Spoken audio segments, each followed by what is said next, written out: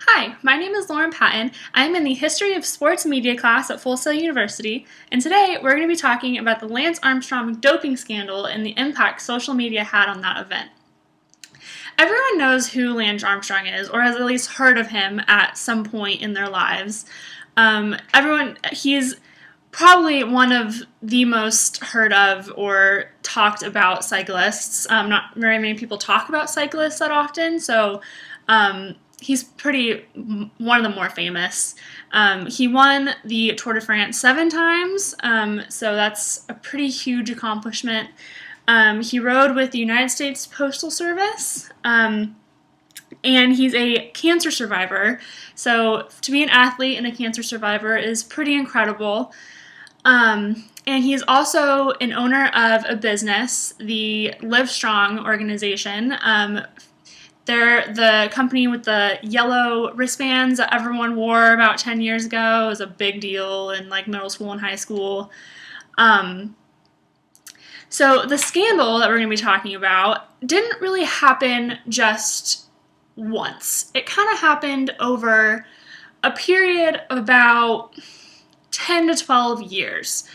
The first kind of accusations of him doping came out in the second half of his career, kind of after he came back after his whole cancer situation happened. His first accusations happened in 2003. 2003 or 2005. He had multiple accusations. He started training with a different guy than he usually trains with, a Frenchman. His last name is Ferrari. And everyone kind of knew Ferrari as being having different tactics to get his men ahead.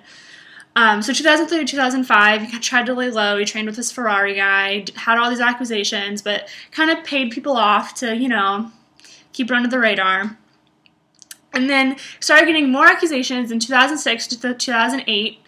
Again, paid people off, no, it wasn't doping, started writing books about anti-doping, and, no, it's just because of my cancer, and blah, blah, blah, blah, blah.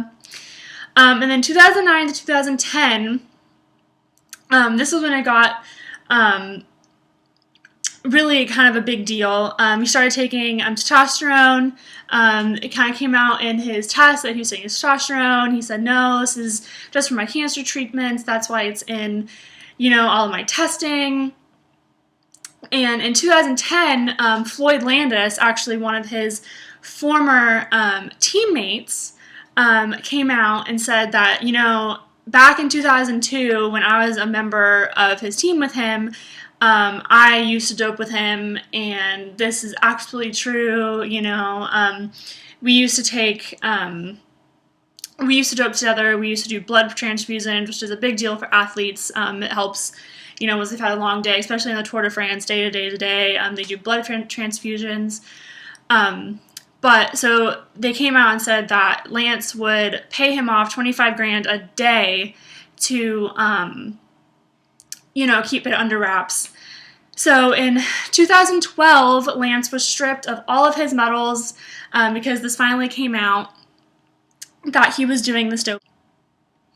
So tying this to social media, there's two ways to kind of look at this. In one way, the way Lance Armstrong came out and said, I was doping, it was actually earlier this year in 2013. He did an interview with Oprah. And so it was a very formal interview. He went on TV, he sat down with Oprah and said, look, I was doping, I did this, stop the accusations, look, I'm guilty, basically. So in that way, it was he didn't go on Twitter, he didn't go on Facebook, it was very just old school, let's do an interview, I'm going to say this. But on the other side, he had a lot of followers that still believed that there was, me being one of them, that there was absolutely no way that this could be true.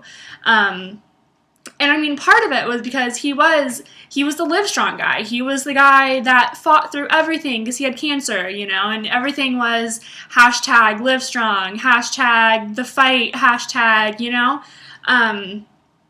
So he had a huge social media following, and I think that's one thing that really, pushed this whole scandal to, you were either on his side or you were on the strip him of the medal, strip him of everything, that side.